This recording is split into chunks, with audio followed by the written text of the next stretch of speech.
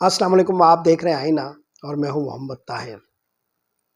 3-4 خبروں کا ذکر کرتے ہیں۔ آج سپریم کورٹ سے بھٹو کیس کے حوالے سے فیصلہ آیا۔ بھٹو کے کیس کے حوالے سے چیف جسٹس قاضی فائز عیسیٰ صاحب نے فیصلہ سناتے ہوئے کہا کہ 44 سال پہلے جو بھٹو کا ٹرائل ہوا تھا وہ فیئر نہیں تھا۔ 1979 میں بھٹو کو پھانسی دی گئی تھی۔ 2011 میں ایک صدارتی ریفرنس دائر ہوا تھا سپریم کورٹ میں اور اس ٹرائل کے حوالے سے کچھ نکات اٹھائے گئے تھے۔ آج چیف جسٹس صاحب نے اپنی مختصر رائے اس پر دی ہے اور کہا ہے کہ 44 سال پہلے کی جو ٹرائل ہوا تھا وہ فیئر نہیں تھا۔ ہماری عدالتیں جو آج ٹرائل کر رہی ہے اس سے کسی کو کوئی سروکار نہیں ہے۔ چنانچہ پی ٹی آئی نے بجا طور پر اس پر ایک رد عمل دیا اور کہا کہ عمران خان کو جو ٹرائل آج دیا جا رہا ہے کیا اس کے فیئر اور انفیئر ہونے کا فیصلہ 44 سال کے بعد سامنے آئے گا۔ عمران خان جو توشہ خانہ کیس، عدت کیس اور سائفر کیس کے حوالے سے مختلف عدالتی فیصلوں میں مختلف سزائیں بھگت رہے ہیں، اس معاملے میں پوری دنیا میں ایک رد عمل آیا تھا اور ان کیسز کے ٹرائل پر کئی طرح کے سوالات اٹھے تھے، مگر ابھی تک عمران خان کو فری اور فیئر ٹرائل نہیں مل رہا۔ تو سوال یہ اٹھایا گیا کہ عدالتوں میں جو کچھ آج کل چل رہا ہے اس پر کوئی حساسیت کیوں نہیں ہے؟ یہ ایسی قوموں کی نشانی ہوتی ہے جو اپنے آج کو بدلنے پر قادر نہیں ہوتی۔ اگر آپ قوموں کی نفسیات کا مطالعہ کریں تو زوال آمادہ قومیں عام طور پر ماضی کی پرچھائیوں سے لڑتی ہیں، ایسی پرچھائیوں سے جس سے لڑنے کا کوئی فائدہ نہیں ہوتا یا جس کا ہمارے آج پر کوئی اثر نہیں پڑتا۔ افسوسناک امر یہ ہے کہ اگر اس فیصلے کا کوئی امپیکٹ پڑ سکتا تھا یا اگر اس فیصلے کا کوئی اثر پڑ سکتا تھا یا اس فیصلے کی ہمارے آج سے کوئی ریلیونس بنتی، کوئی معنویت ہوتی تو وہ یہ ہوتی کہ ہم آئندہ جو ہمارے عدالتی تیور ہے اور عدالتی آداب ہے اس کے اندر ایک تبدیلی لاتے، ہمارے عدالتی طریقہ کار میں ایک تبدیلی لاتے اور ہم اپنے آج کے متعلق حساس ہوتے۔ یعنی اس فیصلے کی اگر کوئی معنی خیزی آج ہے تو وہ یہ کہ ہم یہ سوال اٹھاتے کہ ہمارے آج میں جو کچھ عدالتوں میں ہو رہا ہے کیا وہاں اب فری ٹرائل دیا جا رہا ہے یا نہیں، یا آج کے مقدمات 44 سال کے بعد فیصل ہو سکیں گے۔ تو بنیادی طور پر زوال آمادہ قوموں کی ایک نشانی یہ ہوتی ہے کہ وہ ماضی کی پرچھائیوں سے لڑ کر ایک فتح کا جعلی تاثر پیدا کرتی ہے، یا وہ لوگ جو رسپیکٹ کے معاملے میں، احترام کے معاملے میں کمپرومائزڈ ہوتے ہیں، انہیں بنیادی طور پر کچھ مصنوعی سہارے درکار ہوتے ہیں اور وہ اس کے ذریعے ایک تکریم کا تاثر اجاگر کرنے کی کوشش کرتے ہیں۔ سپریم کورٹ میں یہ جو معاملہ چل رہا ہے یہ ایسے حالات میں چل رہا ہے کہ جب سپریم کورٹ پر بے پناہ سوالات ہیں۔ ایک پارٹی کے انٹرا پارٹی الیکشن میں سوالات اٹھانے والی عدلیہ نے پاکستان کے اندر 8 فروری کے ہونے والے انتخابات پر آنکھیں موند لی ہیں۔ ہمارے آج میں جن مقدمات پر فری ٹرائل نہیں مل رہا مختلف رہنماؤں کو، اس پر کوئی سوال نہیں اٹھ رہا ہے۔ بنیادی طور پر اگر ماضی مرحوم کے اس کیس کے حوالے سے کوئی آج ریلیونس بنانی ہے تو جو بنیادی سوال ہے جس کا ہمیں جواب تلاش کرنا چاہیے وہ یہ کہ عدالتیں ایک رہنما کو فری ٹرائل کیوں نہیں دے سکی، یہ نہیں کہ اسے فری ٹرائل نہیں ملا۔ بنیادی سوال تو یہ ہے کہ آخر وہ کیا ماحول ہوتا ہے اور پس پردہ وہ کیا محرکات ہوتے ہیں کہ ایک شخص کو فری ٹرائل نہیں مل پاتا۔ ظاہر ہے کہ ہمارے ہاں ایک خاص طرح کا عدالتی ماحول ہے اور ہماری جو عدلیہ ہے وہ خاص طرح کے ماحول میں کام کرتی ہے۔ ہمارے ہاں یہ شک وارد کیا جاتا ہے اور جن لوگوں نے ذوالفقار علی بھٹو کے کیس کے حوالے سے کام کیا ہے وہ یہ کہ آخر اس فیصلے پر اثر انداز کون ہو رہا تھا۔ ہم سب یہ جانتے ہیں کہ جنرل ضیاء الحق اس معاملے میں انتہائی حساس تھے اور بھٹو کی جو لڑائی جنرل ضیاء الحق کے ساتھ چل رہی تھی اس میں مختلف رہنماؤں نے یہ کہا تھا کہ ایک قبر ہے اور 2 آدمی۔ ظاہر ہے وہ جنرل ضیاء الحق اور بھٹو کے باب میں یہ بات کہی جا رہی تھی، ولی خان کا یہ مشہور فقرہ ہے۔ تو جنرل ضیاء الحق اور بھٹو کی اس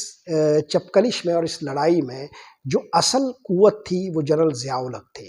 جنرل ضیاء الحق نے اس فیصلے پر اثر انداز ہونے کی کوشش کی تھی۔ جب اس عدالتی فیصلے کے حوالے سے مختلف لوگوں نے اپنے اکاؤنٹ لکھے اور ایون اس میں ایک جج کا بھی اکاؤنٹ ہمارے سامنے آیا، ان کی ایک کتاب ہمارے سامنے ہے، ایک انٹرویو ہمارے سامنے ہے، تو انہوں نے خود یہ مانا تھا کہ اس میں فری ٹرائل نہیں تھا۔ تو وہ بنیادی طور پر ایک خاص دباؤ کا ذکر کر رہے تھے۔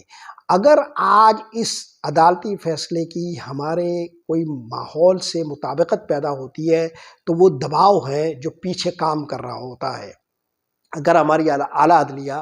اس کیس سے ہمارے آج کو متعلق بناتی اور اس دباؤ کی تہداریوں میں جھانکنے کی کوشش کرتی تو یہ جو فیصلہ ہے یہ آب زر سے لکھے جانے کے قابل ہوتا۔ لیکن آپ اچھی طرح جانتے ہیں کہ یہ سب کچھ اس فیصلے میں نہیں ہوا ہے، نہ اس پہلی رائے میں سامنے آیا ہے۔ اس کیس کا جب تفصیلی فیصلہ سامنے آئے گا تو ہم اس پر بات کرنے کے قابل ہوں گے، لیکن ظاہر ہے کہ آج بھی ہماری عدالتی پورے کھیل کے حوالے سے چھوٹی سے لے کر بڑی عدالتوں تک یہ سوال اٹھتے ہیں کہ یہاں فیصلے کس طرح کرائے جاتے ہیں اور کون کراتا ہے اور کس طرح کراتا ہے۔ ایک خاص دباؤ ہر ماحول میں ہوتا ہے۔ تو اگر اس بنیادی پہلو کا ذکر ہی نہیں کرنا اور اس بنیادی پہلو پر بات ہی نہیں کرنی اور یہ بنیادی پہلو اس کیس سے متعلق ہی نہیں رکھا جائے گا تو پھر ایسے فیصلے اور ایسی آرا کا کوئی ہمارے آج سے عمل دخل باقی نہیں بچے گا، نہ یہ ہمارے لیے کوئی مطابقت رکھتا ہوگا۔ یہ ماضی کی پرچھائیوں سے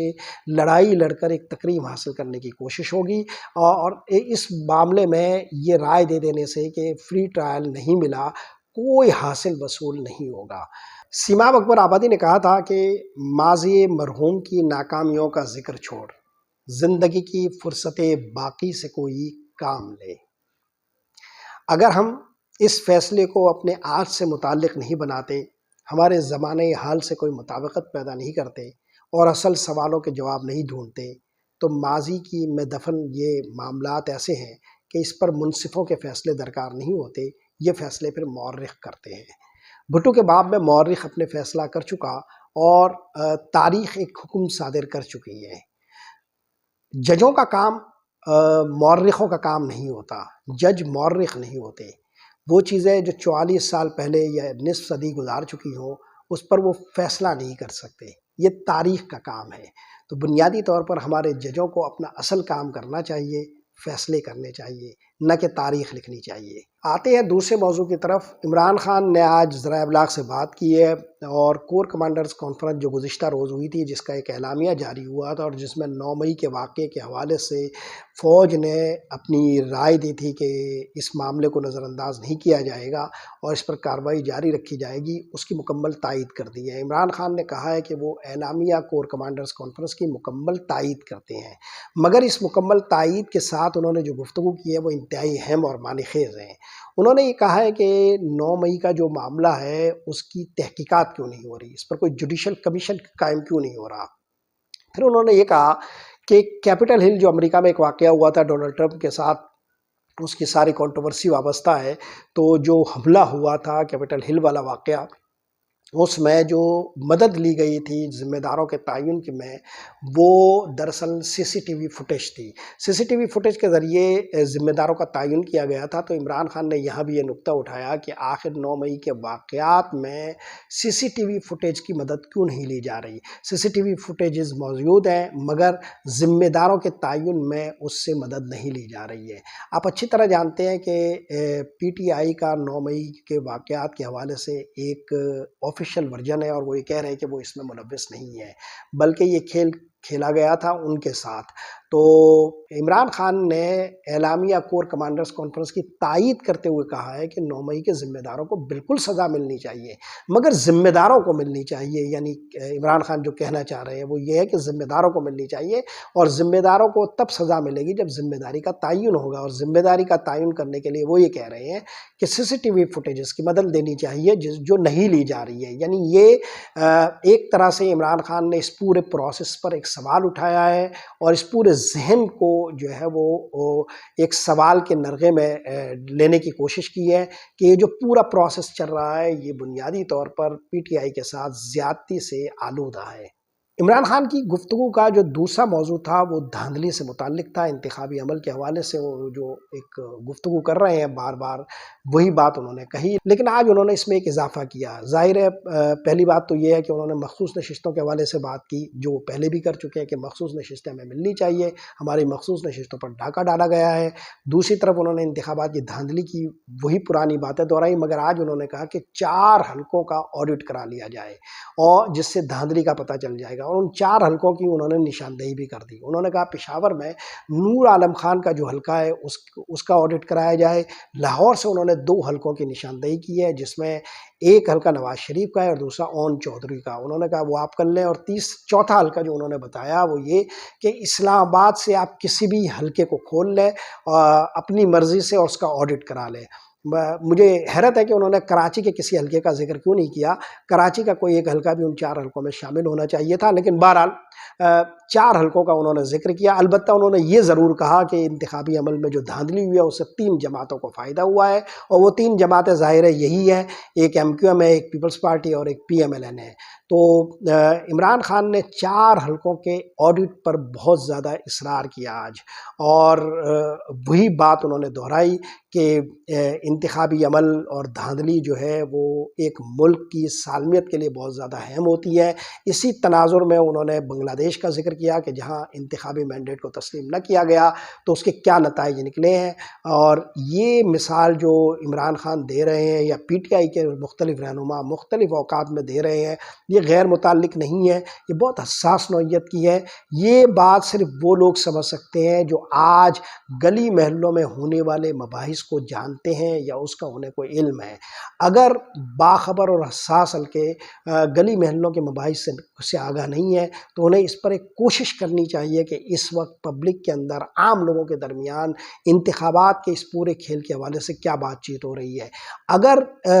عوامی حلقوں کی اس پوری گفتگو کا ذرا بھی احساس نمائندہ حلقوں کو ہوا اور ملک کے اہم ترین حلقوں کو ہوا تو وہ اس پورے کھیل سے اپنا ہاتھ اٹھا لیں گے۔ اس کی وجہ یہ ہے کہ ان کے تیور اتنے زیادہ برانگیختہ ہے اور وہ اتنے زیادہ مشتعل ہے کہ اس وقت اگر کوئی ایک تحریک شروع کر دی گئی تو وہ تحریک پاکستان کی تاریخ کی بے مثال تحریک بن جائے گی، اور اس کے اندر جو عوامی شرکت ہوگی وہ ماضی کی پوری پاکستانی تاریخ میں کبھی ایسی شرکت عوامی نہیں رہی ہوگی، ویسی وہ شرکت ہوگی۔ یہ اس وقت عوامی مزاج اور تیور ہے جس کا کوئی اندازہ کہیں پر نہیں کیا جا رہا ہے۔ آپ اچھی طرح جانتے ہیں کہ میں انتخابات سے پہلے مختلف عوامی حوالوں سے یہ بار بار کہتا رہا ہوں کہ عوامی موڈ اس وقت کیا ہے، اور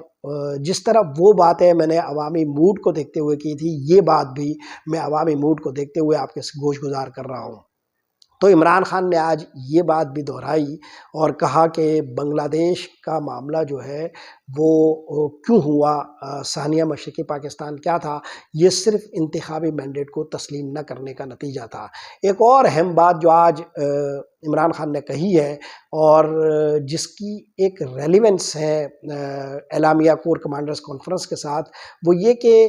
انتخابی عمل پر یا دھاندلی پر جب ہم تنقید کرتے ہیں تو یہ فوج پر تنقید نہیں ہے۔